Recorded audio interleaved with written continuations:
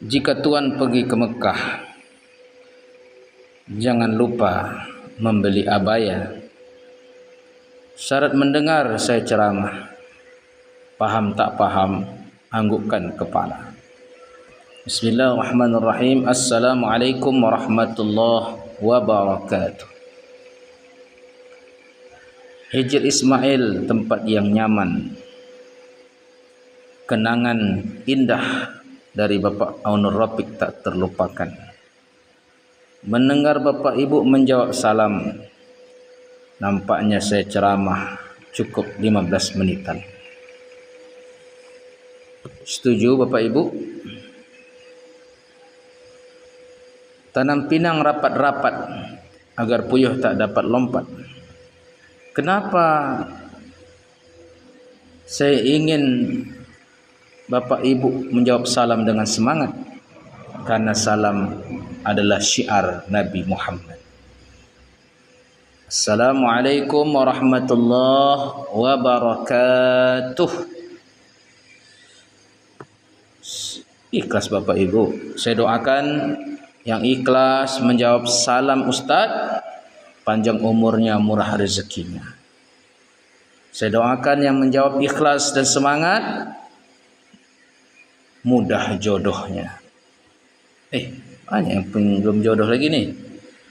Saya doakan yang ikhlas menjawab salam Ustaz, lunas hutangnya. Mak lagi banyak nih.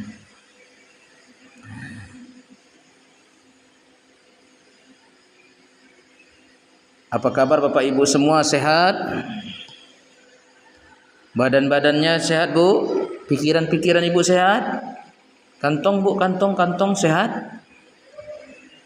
Masya Allah. Sebanyak-banyak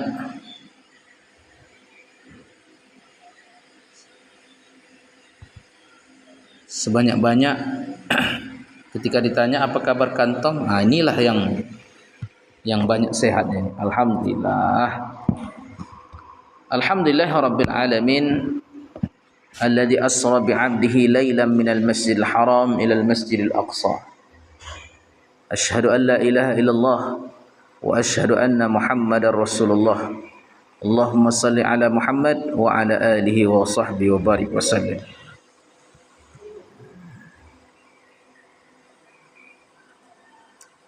Yang sama-sama kita muliakan imam masjid kita, pengurus, tokoh-tokoh masyarakat kita, besar si jalar-jalar, kecil si ramah-ramah, yang besar tak disebut gelar, yang kecil tak sebut nama.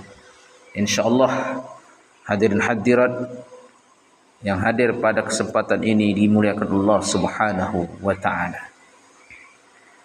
Hari ini adalah kita memperingati Isra dan Mi'raj baginda Nabi Muhammad sallallahu alaihi wasallam. Bapak Ibu,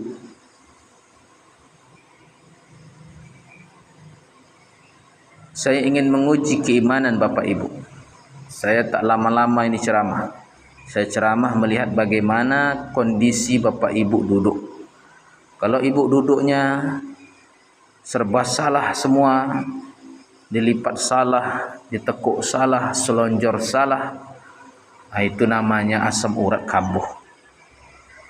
Kalau bapak-bapak saya lihat saja, kalau dia sering melihat jam tangannya, itu alamat dia nyuruh saya turun dari mimbar. Bu, menyenangkan hati ceramah, menyenangkan hati ustaz ceramah adalah pahala. Idkhalus surur fi qulubil mu'minin. Idkhalus surur fi qulubil mu'minin. Tanamkanlah rasa bahagia kepada saudaramu. Meskipun Bapak Ibu ada masalah di rumahnya, tapi ketika sudah masuk dalam masjid ini, maka Ibu tak nampakkan, jangan tampakkan masalah itu. Ibu senyum, senang. Pokoknya tatap muka penceramah, jangan pakai kedip-kedip mata. Nanti hilang bahan saya. Bu, Bu. Isra dan Mi'raj adalah merupakan mukjizat terbesar kedua Nabi kita Muhammad sallallahu alaihi wasallam sesudah turunnya Al-Qur'an. Kenapa bisa spektakuler dan luar biasa peristiwa Isra dan Mi'raj ini hingga Allah Subhanahu wa taala mengabadikannya di dalam surah Al-Isra, surat yang ke-17, sesuai dengan jumlah rakaat kita 5 waktu. Berapa Bapak Ibu? 17 rakaat. Dimulakan dengan ucapan subhana, panjangnya subhanallah, maha suci Allah.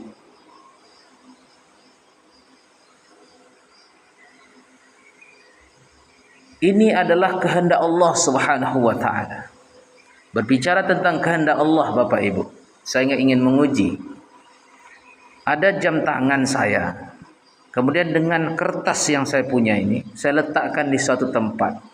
Tempatnya itu di lapangan terbuka, kena terik matahari, kena hujan.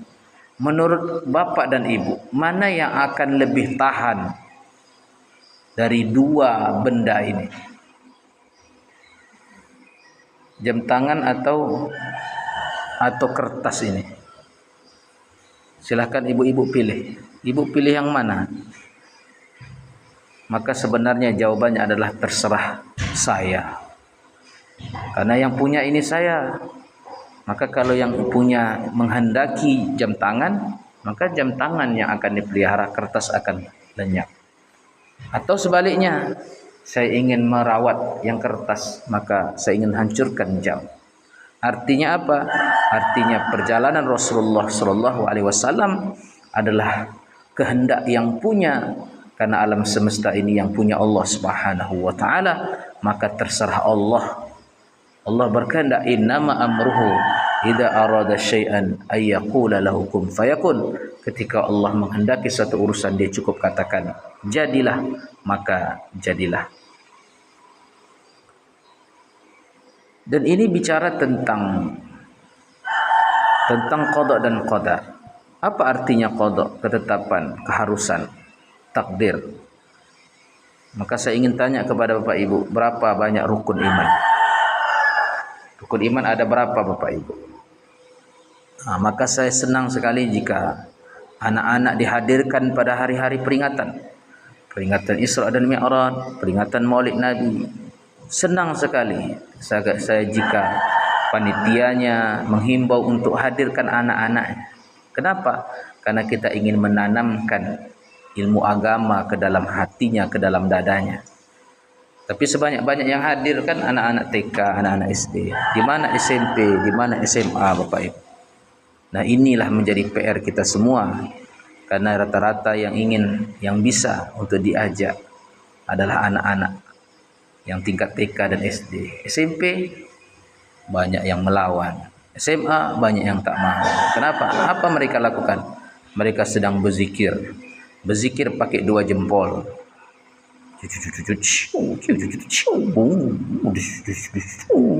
Itulah zikirnya anak-anak kita. Bapak Ibu, betul atau tidak ini?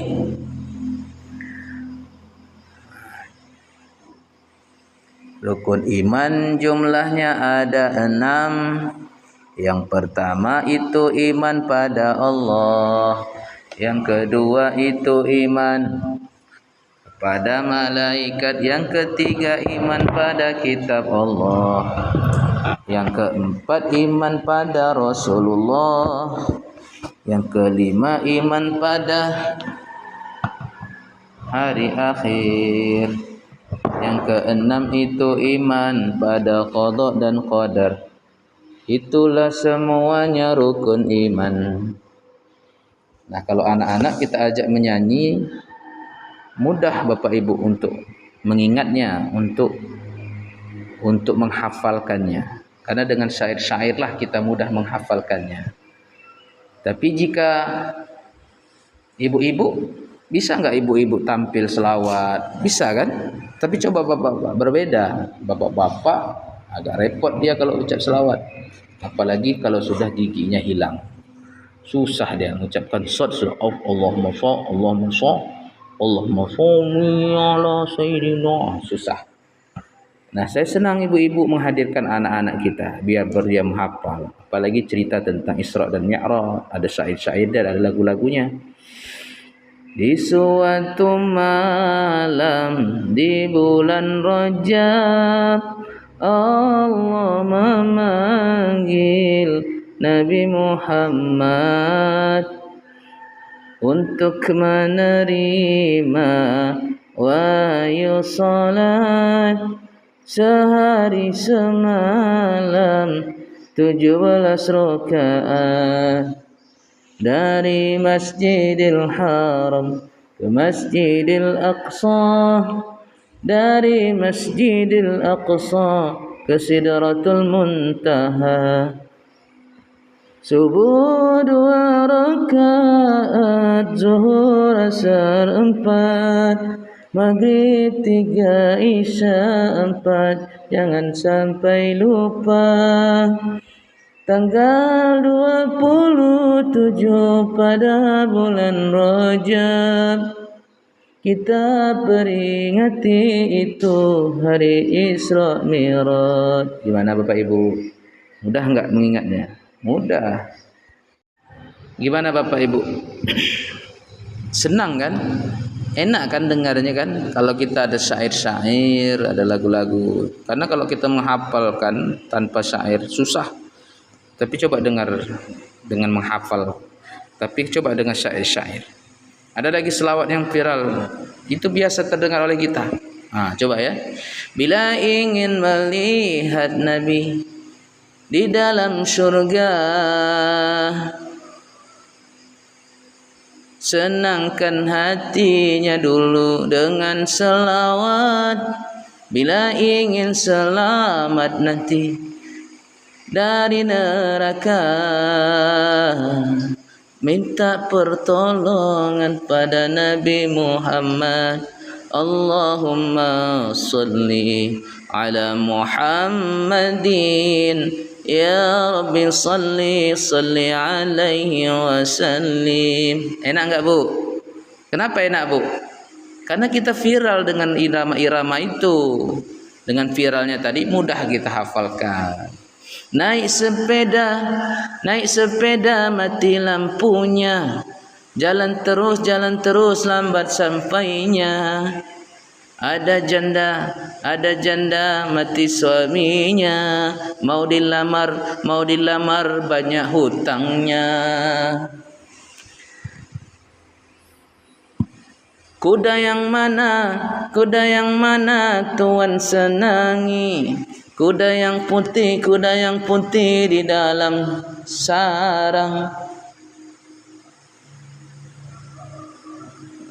Janda yang mana Tuan sukai? Janda yang putih berambut panjang.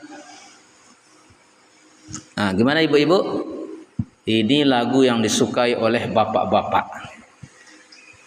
Tapi banyak yang tak berani. Kenapa tak berani Bapak Ibu? Karena ibu lebih berani dari dia.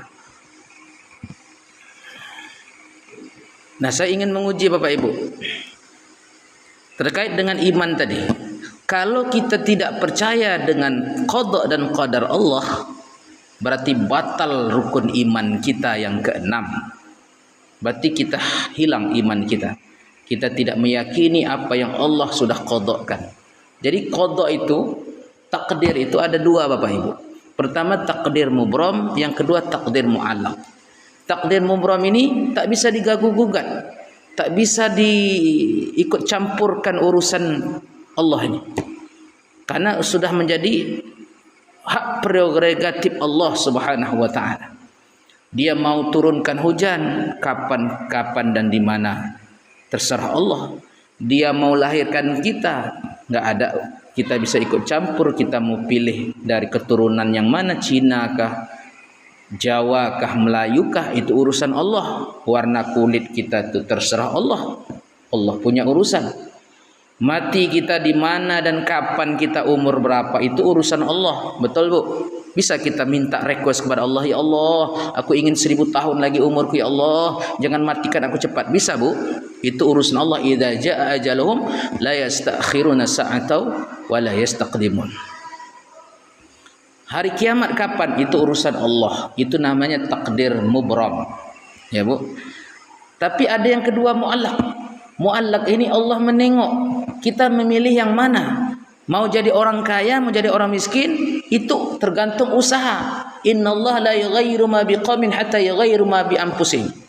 Allah akan melihat bagaimana usaha kita. Wabtaghi fima ataqallahu darahmatan sanasiyaka minad dunya. Kejarlah akhirat, tapi kau jangan lupakan nasibmu. Jadi kalau miskin nasib, kalau kaya nasib. Karena kita memilih miskin. Kalau dia malas-malasan, Bu, ibu mau punya suami yang kaya atau miskin? Nah, jadi kalau ada suami malas-malas bekerja, terus ibu pun mengeluhlah, mengadu sama suami, bang, kita bosan sudah menjadi orang yang miskin, bang. Abang kerjalah, bang. Apa jawab sang suami? Dinda, istriku, ini sudah takdir Allah, ketentuan Allah Subhanahu wa ta'ala. Jadi kalau ada dia begitu Bapak Ibu, bicaranya tentang takdir ketetapan Allah. Jadi nanti kalau udah siang-siang hari, Bu, siang-siang hari, dia melihat tudung saji dapur, dia bertanya sama ibu, istriku, kita makan apa hari ini? Kok tak ada apapun di tudung saji ini? Ibu jawab, Bang, ini sudah takdir Allah, bang. Adik tak masak siang ini, bang. Oh, Bu. Maka sebenarnya kaya dan miskin itu Allah akan melihat kita, ikhtiar kita. Kita mau milih yang mana? Begitu juga pintar dan bodoh. Nah, begitu juga kita mau sehat atau mau sakit. Maka takdirnya takdir mu'alaq. Kalau seperti Bapak Bupati ini sekarang ikhtiarnya sudah berusaha dia untuk mendapatkan ya yang lebih baik, itu menjadi Kepris 1 gubernur. Tapi usahanya tadi sudah maksimal. Terserah lagi Allah. Nah, kita serahkan kepada Allah. Itulah namanya aqidah Ahlus Sunnah wal Jamaah. Ya, Bu. Nah, jadi kalau ada orang yang mengatakan itu takdir Allah, itu namanya paham Jabari. Semuanya dianggapnya bahwa itu Allah punya urusan, dia tak ada ikhtiarnya, tak ada pilihan bagi dia, ya. Tapi kalau itu termasuk adalah persepsi yang salah, ya. Kan kadang ada nih masalah tentang kesehatan, misalkan di masa COVID-19. Aku nggak takut, aku nggak usah pakai masker, nggak usah jaga jarak. Itu urusan mati, urusan Allah Subhanahu wa ta'ala. Itu sama seperti orang yang dia masuk ke kandang harimau, Bapak Ibu. Tahu harimau, Bapak Ibu? Tahu singa? Udah ada singa di dalam itu, udah ada penyakit COVID itu, masih juga mau didekati. Sanggup Bapak Ibu sholat di dalamnya ada harimau? Allahu Akbar, di samping harimau yang akan menerkamnya. Begitulah kalau orang yang berani mengatakan itu sudah ketentuan Allah. Itu namanya paham Jabari, salah juga ya Bapak Ibu. Paham Jabari salah, paham Qadari juga salah. Paham Qadari ini termasuklah, saya kalau tak karena obat ini, oh mungkin tak apa jadinya, saya sudah mati mungkin. Enggak boleh juga. Berarti kita melupakan kuasa Allah, Allah yang memberi sehat kita. Nah, itu salah juga. Oh kalau enggak karena kebun ini, enggak mungkin anak aku enggak bisa hidup dia. Nah, enggak boleh juga. Nah, itu paham Qadari. Kita apa?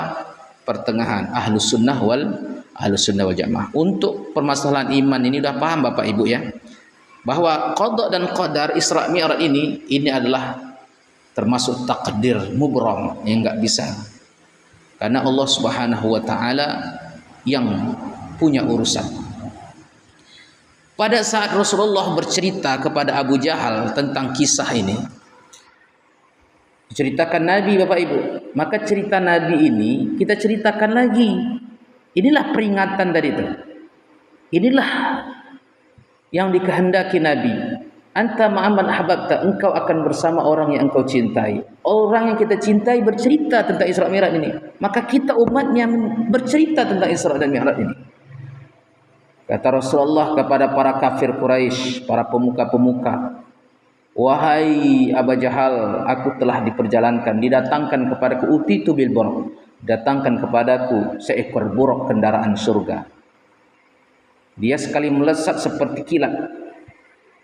Aku perjalankan dari Masjidil Haram ke Masjidil Aqsa. Dari Masjidil Aqsa aku naik ke langit 1, langit kedua, langit ketiga sampai langit ke-7. Lalu aku bertemu dengan Allah. Aku diperintahkan untuk 50 solat. Lalu Nabi Musa menyarankan untuk minta rekomendasi, minta keringanan hingga sampailah 5 waktu sehari semalam. Lalu aku turun lagi ke muka bumi.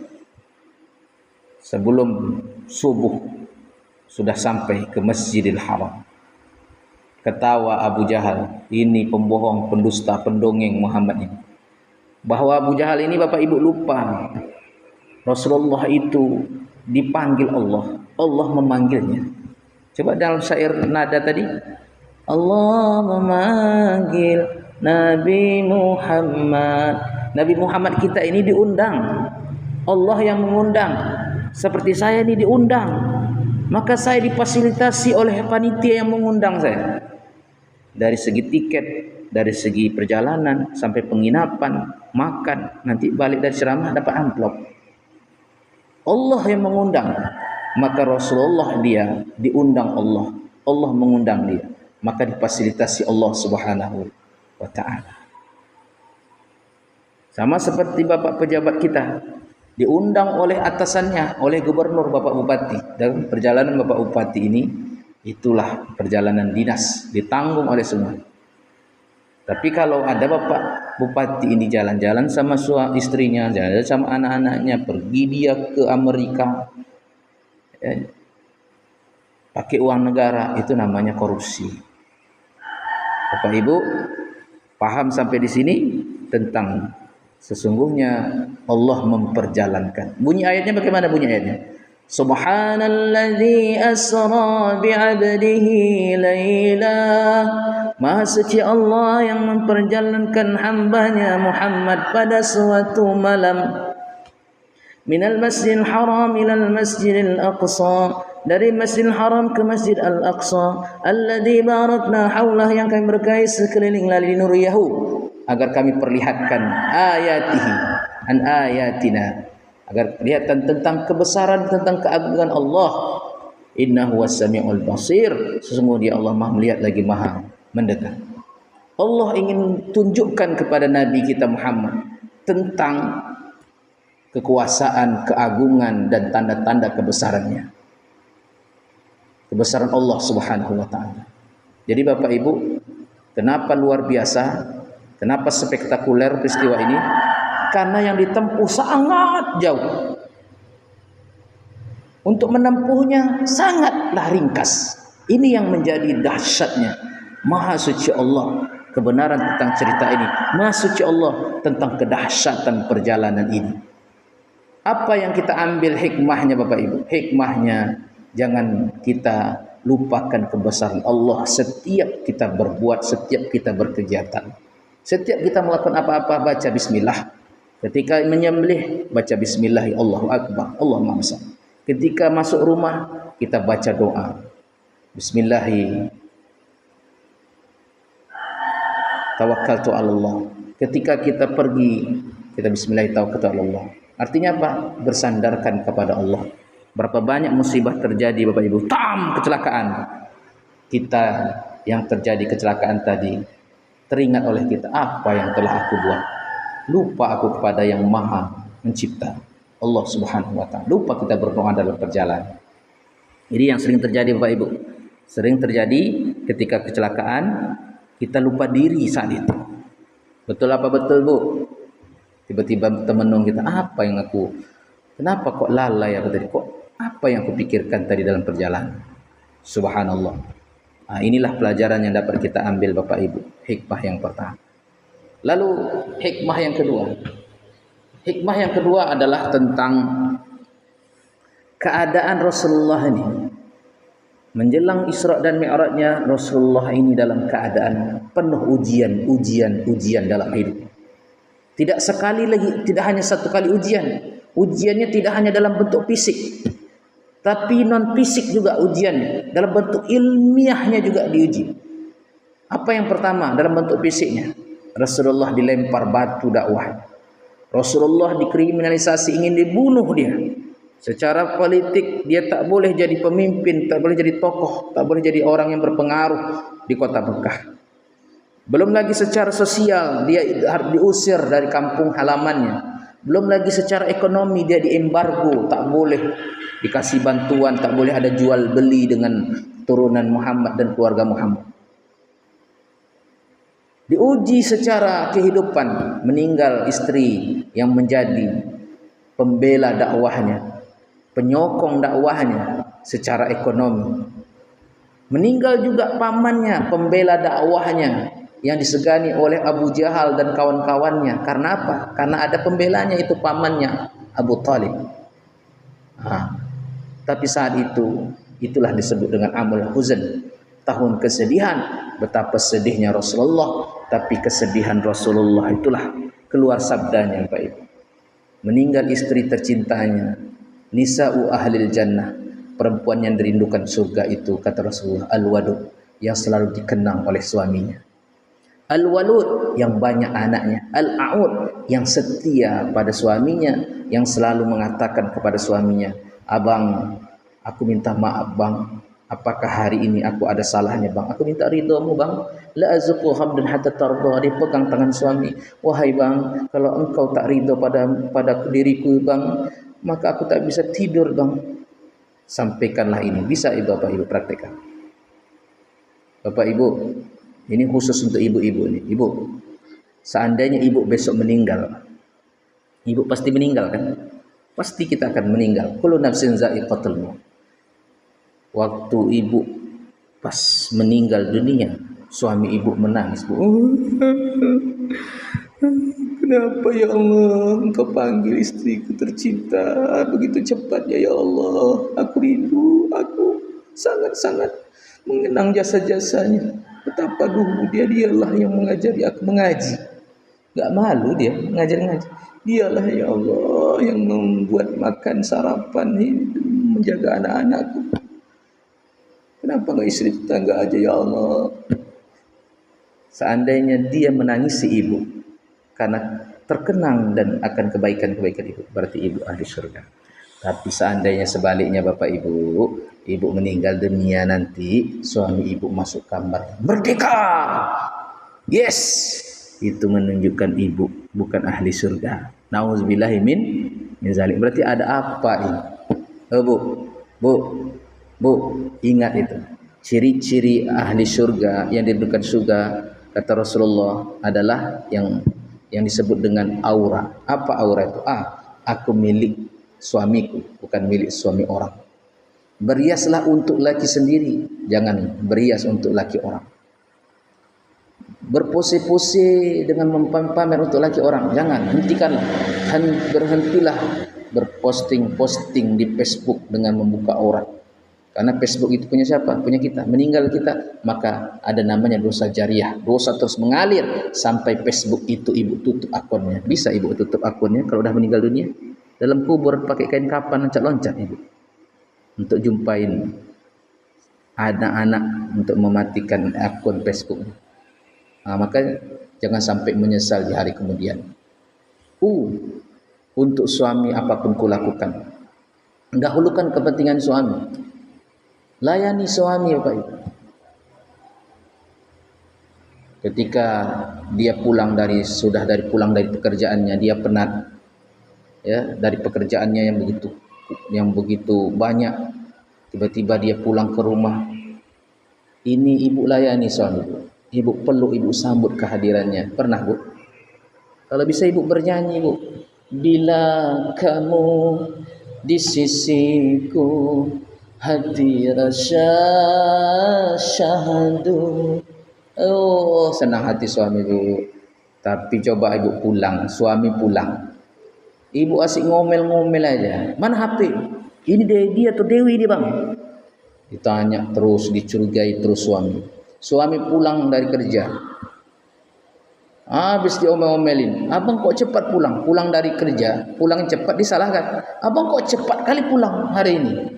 Nanti abangnya lambat pulang, abang kok lambat pulang? Nanti kalau dia tak pulang-pulang, abang kok tak pulang-pulang? Kalau pulang, abang kok cepat pulang? Ini bagusnya istri macam ini diapain, Bu, Pak? Dicekik aja bagusnya. Jadi, jadilah istri yang melayani suami. Ibu, suami nengok kondisi rumah berantakan, suami marah-marah, ibu peluk belakang suami. Insyaallah wahai suamiku. Selesai urusan, Bu ya. Tapi jangan buat, kadang-kadang ada bapak udah batuk-batuk istrinya, disuruhnya sini nak, sini sayang, pangku sayang. Bila Israel datang memanggil jasad. Jangan pula doakan istri cepat mati, Bu.